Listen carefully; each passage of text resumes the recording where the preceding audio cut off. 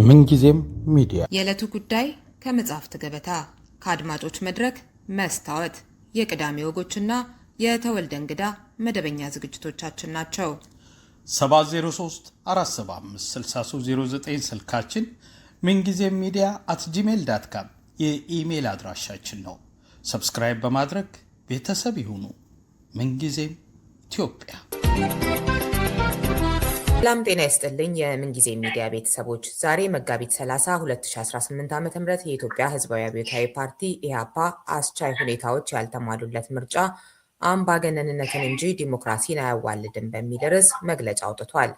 ይህንኑ መነሻ ያደረገ ቆይታ ለማድረግ የፓርቲውን ዋና ጸሐፊ ሚስጥረ ስላሴ ታምራትን ጋብዣለሁ። ተከታተሉን።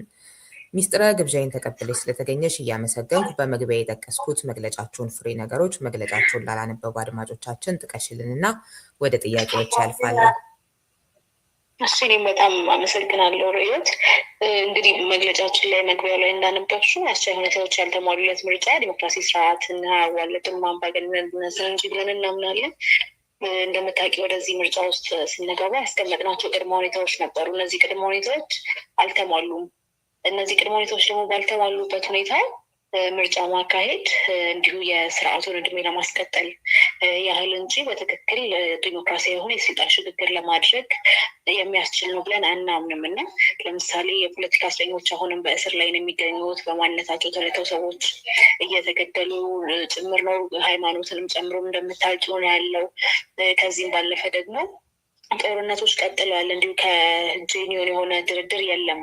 እጅህን ስጠኝ ከሚል ከተራ በትዕቢት ከተሞላ ጥሪ ባለፈ በትክክል ጄኒዮን የሆነ ሁሉም አካላት የሚያምኑበት ድርድር እየተደረገ አይደለም። ንጹሐን እየተገደሉ ነው።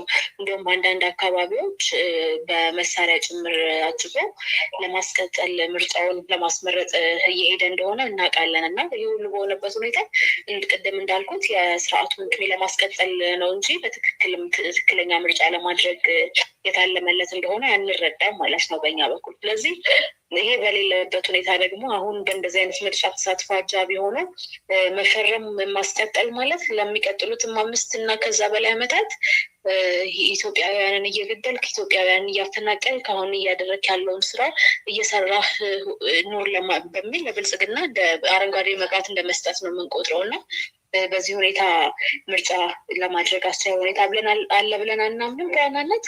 ስለዚህ ሚያዝያ 30 ቀን 2018 ዓ.ም ይሄ ጉዳይ ግድ ይለናል። የዜጎች መፈናቀል፣ ስደት፣ ረሃብ እና በጣም አምባገነን የሆኑ አገዛዝ ማብቃት አለበት፣ ግድ ይለናል የሚል ኢትዮጵያዊ ሁሉ በ10 የኢትዮጵያ ከተሞች ተገኝቶ የተቃውሞ ድምፁን እንዲያሰማ እንዲሁ ደግሞ በመከራ ውስጥ እያለፉ ካሉ ኢትዮጵያውያን ጎን መቆሙንም በተግባር እንዲያሳየ ነው የጠራ ነው። እንግዲህ 10ዎቹ ከተሞች አዲስ አበባ፣ ባህር ዳር፣ ጎንደር፣ መቀሌ፣ ድሬዳዋ፣ ሐረር፣ አሶሳ፣ አዳማ እንዲሁ ደግሞ አምቦ እና የመሳሰሉት ናቸው። በእነዚህ ከተሞች ላይ ቀደም እንዳልኩት የተቃውሞ ድምፁን በማሰማት አሁን ላይ ከኢትዮጵያውያን ጎን ነኝ፣ በችግር እያለፉ ካሉ፣ በጦርነት እየሞቱ ካሉ ወገኖች ጎን ነን የሚል ድምፁን እንዲያሰማ ነው ጥሪ ያቀረብ ነው እንደ ኢህአፓ። እሺ፣ አመሰግናለሁ። እንግዲህ ከአስቻይ ሁኔታዎች ጋር በተያያዘ 2 ጉዳዮችን ላንሳ። አንደኛው ያው ቀድሞውኑ አስቻይ ሁኔታዎች ተብለው በእናንተ የተጠቀሱት ሊሟሉ እንደማይችሉ በእነዚህ ጊዜያት ውስጥ መገመት የሚቻል አይደለም ወይ የሚል ነው። ሌላኛው ደግሞ ወደ መንግስት ብቻ ያነጣጠረ ነው። ከጠቀሳቸዋቸው ችግሮች ውስጥ የሰላምን ጉዳይ በሚመለከት ለምሳሌ ለሌሎች ጥሪ ስታቀርቡ አይታይም፣ ብልጽግናን ብቻ የሚመለከት ነው እና ይሄንንስ ለአንድ ወገን ያደላ አይነት ነገር ነው በእናንተ በኩል እየተካሄደ ያለው አካሄድ የሚለውን 2ቱን እስኪ ሀሳብ ስጭበት። ከሁለተኛው ልነሳና ይህን በተደጋጋሚ የምንጠየቀው ጥያቄ ነው። አሁን በትጥቅ ትግል ላይ የሚገኙ ወገኖች በትጥቅ ትግል ላይ ያሉት በቅድሚያ በሰላማዊ መንገድ ጥያቄያቸው ሊመለስ ስላልቻለና ለፖለቲካዊ ጥያቄያቸው ወታደራዊ ምላሽ እየተሰጠ በመሆኑ ነው ብለን እናምናለን። እንዳልኩሽ ኮዝ እንዳላቸው በተደጋጋሚ ገልጸናል። በተደጋጋሚ እኛም ያንን እንደምናምንበት ተናግረናል። ኦፍኮርስ ያካሄድ እኛ በሰላማዊ መንገድ እንታገላለን፣ እነሱ በትጥቅ ትግል ነው እየታገሉ ያሉት። ያ ዲፍረንስ እንዳለ ሆኖ ማለት ነው። ስለ ኮዙ ዳውት የለንም። ስለዚህ በአንድ ሀገር ላይ አንቺም እንደምታውቂው የ5 ዓመት ኮንትራክት ሲወስድ መንግስት ዜጎችን በሰላማዊ መንገድ አስተዳድራለሁ፣ ስለ ኢኮኖሚ ስለ እያንዳንዱ ነገር ከየትኛውም አካል በበለጠ ኃላፊነት ኖሮበት ነው እዛ ቦታ ላይ የተቀመጠው። እንዳልኩሽ የስልጣኑን ኃላፊነቱን ጠልቶ ጥቅሙን ደግሞ ወዶ አይሆንም እና ስለ ሰላም ስናወራ በዋነኝነት የመንግስት ኃላፊነት ነው። ቅድም እንደጠቀስኩልሽ ነው የሰላማዊ ትግል በሮች በተዘጉ ቁጥር የትጥቅ ትግል በሮች ይከፈታሉ። ስለዚህ ዞሮች ጥያቄውን ስትጠይቂ ለምን ሆነ ለምንድን ነው መሳሪያ አንስተው እየታገሉ ያሉት ዜጎች? ምክንያቱም የተወሰነ እኮ የቡድን ጉዳይ ብቻ አይደለም። ይሄ ህዝብ ህልውና አደጋ አለብኝ ብሎ ነው እየታገለ ያለው እና ይሄ ሁሉ በሆነበት ሁኔታ ጥያቄውም ለምንድን ነው እንደዛ የሆነ ውስጥ የሰላማዊ ትግል በሮች እየተዘጉ በመሆኑ አሁንም ያለውን ሁኔታ እኛ እናውቀዋለን። በሰላማዊ ትግል ላይ መንቀሳቀስ ምን ያህል አስቸጋሪና ከባድ እንደሆነ። ስለዚህ በዋናነት ጥሪያችን ኃላፊነቱን ይወጣ የምንለው መንግስት ነው። እንግዲህ መንግስት ኃላፊነቱን ተወጥቶ በሌላው በኩል ኃላፊነት አልተወጣም የሚል ከሆነ ያኔ እንነጋገርበታለን። መንግስት በራሱ ቀናይ አይደለም ኃላፊነቱን ለመውጣት በዚህ ሰዓት። ስለዚህ እንዳልኩሽ ከኃላፊነቱም አንጻር ከመንግስትነቱ መንግስት ነኝ ብሎ ከመቀመጡም አንጻር ጥሪያችንን እያቀረብን ያለ ነው። ለሱ ነው የገቡበትም ኮዝ ስላለ ማለት ነው። ወደዚህ አውዱን መረዳት ስለሚያስፈልግ ማለት ነው። የመጀመሪያው ጥያቄ እሱ ላይ ወደ እሱኛ ሳትሄጂ እሱኛው ላይ ተጨማሪ ጥያቄ ልጠይቅሽ እና ምንም ያህል አሁን በዋናነት መንግስት ነው የሚጠየቀው በቀጥታ ከሱም በኩል ይምጣ የሰብአዊ መብት ጉዳይ የሚሆን የጸጥታ ችግሮች ከሌሎች የሚሆኑ ስልጣን ላይ እስካለ ድረስ ምንም ጥያቄ የለውም ዋና ተጠያቂ መሆኑ። ግን እንደው ደረጃ በሰጣችሁት መጠን ምንም ያህል ፐርሰንት ይሁን ያንን እንኳን ጥያቄ ስታቀርቡ ፈጽሞ አይሰማም ለሌሎቹ። ሌላው ቀርቶ ለምሳሌ በእናንተ በኩል በቀጥታ የሚመለከታችሁ እናንተን ብቻ ባይሆንም በአፋብን የወጣ ለምሳሌ መግለጫ ነበረ ምርጫውን የሚቀጥሉ ላይ እርምጃ መውሰድን በተመለከተ እና እንደዛ አይነት ነገሮች ላይ እንኳን ቀጥታ የሚመለከታችሁን ምላሽ ስትሰጡ አይታይም እና በአንድ ወገን ብቻ ያነጣጠረ ነው የሚባለውም ከነዚህ ተነስቶ ስለሆነ ትንሽ ብለሽበት ወደ አንደኛው ደግሞ ብታልፊ። እንዳልኩሽ ነው እነዚህ ሰዎች ወደዚህ የገቡበት ኮዝ አላቸው። በሰላማዊ መንገድ የተነሱ ጥያቄዎች የህዝብ ጥያቄዎች መመለስ ሲያቅታቸው ጥያቄዎቹ እንዲጠፉ ወይም ዲሳፒር እንዲያደርጉ ኤክስፔክት አይደረግም። ስለዚህ ስለ ኮዙ ልናወራ አንችልም። ለምንድን ነው ወደ አውዱን መረዳት ያስፈልጋል። እንዳልኩሽ ለምንድን ነው ወደዚህ የተሆነው? ስለዚህ መፈታት ያለበት ምክንያቱ ወደዚህ የገቡበት ምክንያት መፈታት ሲችል ነው እንጂ ጥያቄያችሁን ነው አስቀምጡ ዝም በሉ የሚባል ነገር ልክ ነው ብዬ አላስብም።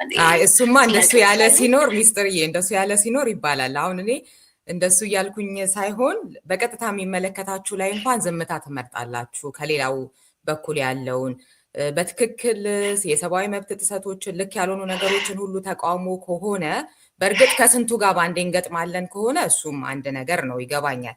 ነገር ግን ያው እኔ መጠየቅ ስላለብኝ ደግሞ እንደ ሚዲያ ህዝብም ደግሞ ከእናንተ ምላሽ መስማት ስላለበት ሙሉ ለሙሉ ያነጣጠረው ብልጽግናና ብልጽግና ላይ ብቻ ነው። ይሄም ደግሞ የተለያዩ አይነት እይታዎችን እንዲታይ እያደረገ ነው። ቀጥታ የሚመለከታችሁ ላይ እንኳን ዝምታን መምረጣችሁ የሚለውን እሱን እንድትሄጅበት ነው። በየትኛው መንገድ ሪዮቴ እኛ የሰብአዊ መብት ጥሰቶችን ቶለሬት አናደርግም፣ ከዛ ጋርም ተባባሪ አንሆንም። በየትኛው መንገድ ያ ስታንዳችን ነው።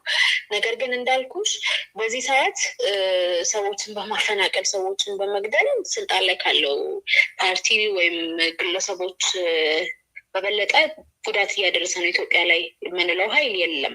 ስለዚህ አሁንም ቢሆን የምንለው የተነሱ ፖለቲካዊ ጥያቄዎች በትክክለኛ ፖለቲካዊ መንገድ መመለስ ይኖርባቸዋል እንጂ ጥያቄ ያለውን አካል በሙሉ በጠላትነት ፈርጆ ወይም ደግሞ በሀገር ጠላትነት ጭምር እየፈረጁ እንትን ማለት ምንድን ነው መጫን ወይም ደግሞ ጥያቄዎቹን ሰፕረስ ለማድረግ መሞከር አሁንም አክሴፕት የምናደርገው ነገር አይደለም። እንዳልኩሽ ግን ለሰብአዊ መብቶች ለዲሞክራሲያዊ መብቶች መከበር ዛሬም ነገር ፊርም ስታንድ እናያለን። በዛ ነው መያዝ ያለበት ብዬ ነው የማስበው። ምናልባት መልሼው ከሆነ እሺ አልመለሽም፣ ግን ወደ አንደኛው ሂጂ። ምላሽሽ ብቻ ከሆነ የግድ ቀጥይበት ማለት ልክ ስላልሆነ ወደ የሚቀጥለው ሂጂ። ከቅድመ ሁኔታዎቹ ጋር ተያይዞ ይመስለኛል እነዚህ ቅድመ ሁኔታዎቹ እኮ እንደማይሟሉ ይታወቃል ነው መሰለኝ ጥያቄ አይደለ? ካልተሳሳትኩ። አዎ እነዚህን መጀመሪያውኑ የገባችሁት ያው ሜይ ቢ ራስን ማስተዋወቅም በዛ ሂደት ውስጥ ከህዝብ ጋር መገናኘትም አንድ ነገር ነው እንደ ፖለቲካ ፓርቲ እንጂ ከዛ ያለፉ ነገሮች ሊፈጸሙ ይችላሉ የሚል መጀመሪያውንስ ግምት ሊያዝ ይችላል ወይ የሚል ነው። ያስቀመጥናቸው ቅድመ ሁኔታዎች መፈጸም አለባቸው ብለን እናምናለን። የቅለት የክብደት ጉዳይ እዚህ ጋር መነሳት አለበት የሚል እምነት የለንም። ለመሰለሽ በተደጋጋሚ እነዚህን ጥያቄዎች ስናነሳ እንደሚባለው ለመንግስት ጊዜ ለማሳጣት ወይም ምናምን አይደለም። በተደጋጋሚ ከባለፈው ዓመት ጀምሮ ከዛም በፊት ጀምሮ ስለ ጦርነት መቆም እያነሳን የነበረው ነገር ነው ለረጅም ጊዜያት እና ሱሪ ባንገት የሆነም ነገር አይደለም። መመለስ ደግሞ አለባቸው። ምርጫ አደርጋለሁ እያልሽ በዚህ በኩል ደግሞ ትክክለኛ ተቃዋሚ ፓርቲዎችን እያሰርሽ እያሳደድሽ አሁንም ፖለቲካ እስረኞችን እየጨመርሽ ያሉት የፖለቲካ እስረኞች ሰብአዊ አያያዝ በሌለበት ሁኔታ ጦርነት ንጹሐንን እየገደለ ባለበት ሁኔታ በመሳሪያ ሳጅቤ ምርጫ አደርጋለሁ ማለት በራሱ አግባብነት የለውም፣ ልክም አይደለም። ስለዚህ የቅለትና የክብደት ጉዳይ ሳይሆን ነገሩ እንዳልኩት የሰብአዊ መብትም የዲሞክራሲያዊ መብት ጥያቄም ጉዳይ ጭምር ነው እና እነዚህ ባልተከበሩበት ምርጫ ለማድረግ የሚያስችል ሁኔታ አይኖርም። ይሄን እኛ አይደለንም ያልነው ሁኔታው ጭምር ነው የሚለው እና አሁን ያሉትን እያንዳንዱን ነገር ብትመለከቺ የሰብአዊ መብት ጥሰቶችም ናቸው። ከዛ ደግሞ ለምርጫ ማስቻያ ሁኔታዎች አይደሉም። ስለዚህ በእንደዚህ አይነት ምርጫ ውስጥ መሳተፍ በራሱ ይዞ የሚመጣው ኮንሲኩዌንስ አለ። ቅድም ያልኩት ኮንሲኩዌንስ ነው። እያደረግክ ያለውን ነገር ቀጥል፣ የንጹሐንን ግድያ መፈናቀሉን ምንን ቀጥል ማለት ነው። ከዛ የተለየ ምንም ነገር የለውም እና በእኛ አረዳድ መሟላት ያለባቸው ነገሮች ናቸው ሊሟሉ ላይ ለምሳሌ የፖለቲካ እስረኞችን መፍታት በመንግስት በጣም ቀላል ሌሎችን ፕሪኮንዲሽንስ ተሻቸው እስረኞችን መፍታት የእስረኞቹን ሰብአዊ አያያዝ በስነስርዓት ማድረግ በጣም ቀላል እና በመንግስት እጅ ያለን ነገር ነው። ስለዚህ ኦቨርናይት አድርግ አይደለም እያልን ያለ ነው። ለረጅም ጊዜ ስንጠይቅ የነበረው ነገር ነው። እነዚህ ካልተሟሉ ደግሞ ፍትሃዊ ምርጫ ለማድረግ የሚያስችል ሁኔታ አለ ተብሎ አይታመንም፣ አናምንም። እኛም ሁኔታዎቹም ያን አይደለም የሚያሳዩት እና በዛ መንገድ ነው እኛ የምንመለከት። ያንን አሁን አንዳንዶቹን ቅድመ ሁኔታዎች በተመለከተ ቀደም ተነጋግረንባቸዋል። ቀላል ከባድ ከሚለው ብቻ ሳይሆን ከፍቃደኝነትም አንጻር ይሁን ከእናንተ ደግሞ የማስገደድ አቅምም አንጻር ይሁን ሊሆኑ ይችላሉ ተብለው ይታሰቡ ነበር ወይ ከመጀመሪያው የሚለውም እሱንም ታሳቢ በማድረግ ነው አንደኛው ነገር። ሁለተኛው ነገር ሰልፉ እነዚህን ነገሮች ሊያመጣ ይችላል የሚል ግምት አለ። እነዚህን አስቻይ ሁኔታዎች ያላችኋቸውን እሱን ነገር እንዲቻል የሚያደርግ ነገር ሊያመጣ የሚችል ነው በደንብ ከተደረገ የሚል ግምት ተይዞ ነው። ምንድን ነው የሚለውን የሰልፉ ዋና ዓላማ እሱን እንግዲህ የፍቃደኝነቱ ሁኔታ እንዳልሹ የመቅለል የመክበዱ ሳይሆን ፍቃደኛ የመሆን ያለመሆንም ጉዳይ ስለሆነ እሱ በመንግስት እጅ ነው ያለው። እኛ ማድረግ የምንችለው በሰላማዊ መንገድ ዓላማችንን ለማስፈጸም መታገል ነው። ያንን እያደረግን ያለ ነው። ህዝብ በጋራ ቆሞ ተበታትኖ ሳይሆን ሊታገል ይገባል እንላለን በጣም ብዙ ጊዜ። ግን ፍሮንት ላይ ሆኖ የሚያሰባስበው ኃይል ደግሞ ያስፈልጓል እና እኛ ያንን ኃይል ለመሆን ነው እየሞከርን ያለ ነው፣ ወይም በዚህ ሰልፍ እያደረግን ያለ ነው። ያንን ህዝቡ በጋራ ስለመብቱ እኛ አይደለም የምንናገርለት፣ እኛ አይደለም እንዲህ አድርግ የምንለው። እየኖረ ያለበትን ሁኔታ ራሱ ህዝቡ የሚያውቀው ነው። ስለ ፖለቲካ እስረኞችም ያውቃል፣ ስለ ኑሮ ውድነቱ ያውቃል፣ ስለመፈናቀሉ፣ ስለ ስደቱ፣ ስለ ረሃቡ ብዙ ሁሉንም ነገር ኦልሞስት እየኖረበት ስለሆነ የሚያውቀው ነገር ነው እና በጋራ ቆሞ እንዲታገል ያስፈልጋል። ካለት ግን ለውጥ አይመጣም። እኛ በሰላማዊ መንገድ ነው የምንታገለው። ስለዚህ ሰላማዊ ሰልፍ አንዱ የትግል አማራጫችን ነው። ያንን ነው እያደረግን ያለው። የፍቃደኝነቱ ጉዳይ በመንግስት እጅ ነው ያለው። ግን በጣም እርግጠኛ ሆኜ የምነግርሽ ነገር ህዝብ ሲጠይቅ ህዝብ በጋራ ሆኖ ሲጠይቅ በጣም ትልቅ ጉልበት አለው፣ በጣም ትልቅ አቅም አለው እና አያሳካም የሚባሉ ነገሮችን በሙሉ የሚያሳካበትም ኮንዲሽን አለ። ስለዚህ እሱም ሚስጀጅ ማድረግም ልክ አይደለም፣ ላያሳካ ይችላል የሚለው ነገር በራሱ። ስለዚህ እኛ ያንን ነው እያደረግን ያለ ነው። ህዝቡን አንድ ላይ አድርገን እያታገለን ያለ ነው። በዚህ ሁኔታ እንግዲህ መፍቀድ አለመፍቀዱ ወይም ፍቃደኛ መሆን አለመሆኑ የመንግስት ፋንታ ሆኖ ህዝብ በጋራ ከቆመ ግን ብዙ የሚለውጠው ነገር አለ። እስከዛሬም በኢትዮጵያ ውስጥ የተፈጠሩ አብዛኞቹ ችግሮች መፍትሄ ያላገኙት በጋራ መቆም ስላቃተን ነው የሚል እምነት ነው ያለን። ህዝብ በጋራ ሲቆም ብዙ ነገር መለወጥ ይችላል፣ ምንም ጥያቄ የለውም። እሱን እንዳልሹም ሚስጀጅ ማድረግ አያስፈልግም እንዳልሹም። አዎ ማለት እሱን ማድረግ ስለሌለብን እንሞክረው ነው ከሆነ ማለት ነው። በእኔ በኩል ከሆነ እያደረግኩኝ አይደለም። የእናንተን የሰልፉን ዋና ዓላማ በተመለከተ ጥያቄ እያቀረብኩኝና ደግሞ ምንድነውስ የምትጠብቁት እስካሁን ካለው ሂደት ከብልጽግና በኩልም እንደዚሁም ደግሞ ከህዝቡም በኩልም የሚታወቁ ትሬንዶች አሉ አይደል? ቀጣይ እንዲህ ሊሆን ይችላል ብላችሁ የምትገምቷቸው ማለት ነው።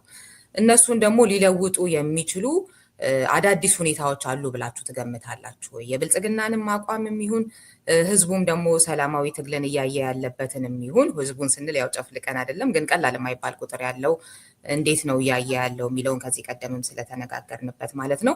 ሁለቱን ሊቀይር የሚችል የተለወጡ ፖለቲካዊ፣ ኢኮኖሚያዊ እንደዚህ አይነት ሁኔታዎች ይኖራሉ ወይስ ደግሞ ያው ጀስት ሙከራ ነው? እሱ ላይ ትንሽ እስኪ ቅድም እንዳልኩሽ ነው እንግዲህ በዚህ ሰልፍ ምክንያት ስርዓቶች ምናምን ሊያጋጥሙ ይችላል። ግን ከዚህ በፊት እንዳደረግነው እንዲህ ተጀምሮ የሚቆም ነገር ሳይሆን በቀጣይ የሚቀጥል ነገር ነው መሆን ያለበትና እሱን ነው የምናደርገው። ግን ህዝቡ እዚህም እዛም ተበታት ነው። አንዱ ስለራሱ ሲያለቅስ አንዱ ስለራሱ ሲያለቅስ ጩኸቱ ይበታተንና በጋራ የሚሰማው አይኖርም፣ ኃይልም አይኖርም አንድነት ስለማይኖረው ማለት ነው። ስለዚህ በእኛ በኩል ኤክስፔክት የምናደርገው ነገር እነዚህ እንትኖች ላይ ኢንጀስቲሶች ላይ እነዚህ ትክክል ያልሆኑ ኢፍትሐዊ ጉዳዮች ላይ በጋራ ቆሞ ድምፁን እንዲያሰማ እንዲታገል ነው ከህዝቡ ኤክስፔክት የምናደርገው ማለት ነው። እንዳልሻቸው በሰላማዊ ትግል ተስፋ የመቁረጥ ትሬንዶች አሉ። ለእኛ ይሄ እንትናችን የኢትዮጵያ አሁን ያለችበት ጊዜ በጣም ክሪቲካል ታይም ነው ብለን እናስባለን፣ ለመውደቅም ለመነሳትም ማለት ነው። ስለዚህ እኛ ኤግዞስቲቭሊ ነው የምንሄድበት እስከ መጨረሻው። ህዝቡን በሰላማዊ ትግል አደራጅተን የራሱን ድምፅ እንዲያሰማ ነው የምናደርገው።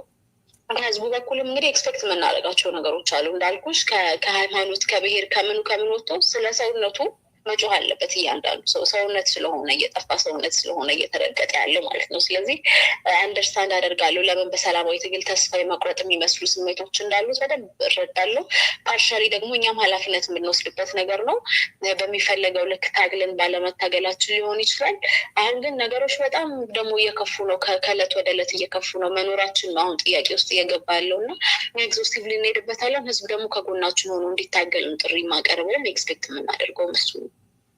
እሺ፣ ስለዚህ እነዚህ አስቻይ ሁኔታዎች መሟላት አለመሟላታቸውን የመጨረሻ ቀነ ገደብ የምታስቀምጡትና አይ አልተሟሉም ብላችሁ ያስቀመጣችኋቸውን ከምርጫው ራሳችሁን ልታገሉ ወይም ደግሞ ልትቀጥሉ የምትችሉበት እንደ ሁኔታው ከሰልፉ ቀን በኋላ ነው የሚሆነው ወይስ ደግሞ የተቀመጠ ሌላ ቀን አለ? እሱን እስኪ እንግዲህ ታይም ቴብሎች አሉ፣ ታይም ላይኖች አሉ። ግን በምታውቂያቸው ምክንያቶች አሁን እዚህ ጋር ዲስክሎዝ ማድረግ አልችልም። በፊት ነው በኋላ ነው የሚሉትን ነገሮች ዲስክሎዝ ማድረግ አልችልም፣ በምትገምቻቸው ምክንያቶች ማለት ነው።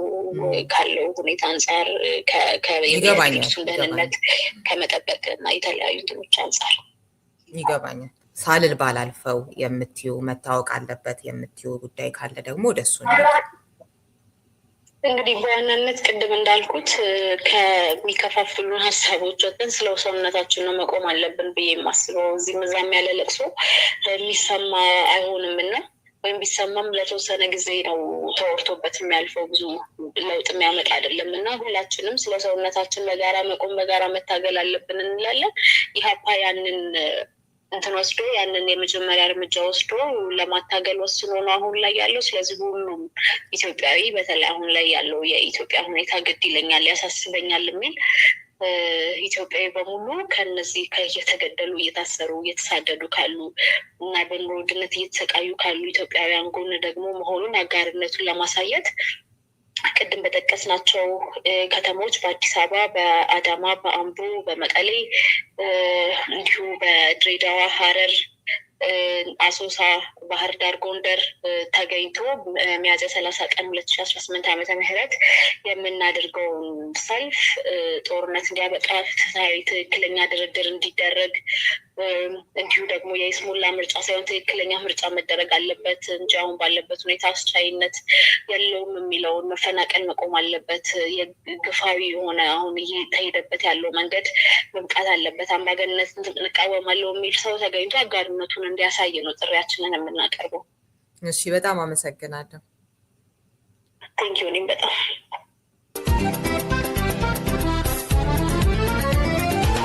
ምንጊዜም ሚዲያ የዕለቱ ጉዳይ ከመጽሐፍት ገበታ፣ ከአድማጮች መድረክ መስታወት፣ የቅዳሜ ወጎችና የተወልደ እንግዳ መደበኛ ዝግጅቶቻችን ናቸው። 703 475 6309 ስልካችን፣ ምንጊዜም ሚዲያ @gmail.com የኢሜል አድራሻችን ነው። ሰብስክራይብ በማድረግ ቤተሰብ ይሁኑ። ምንጊዜም ኢትዮጵያ።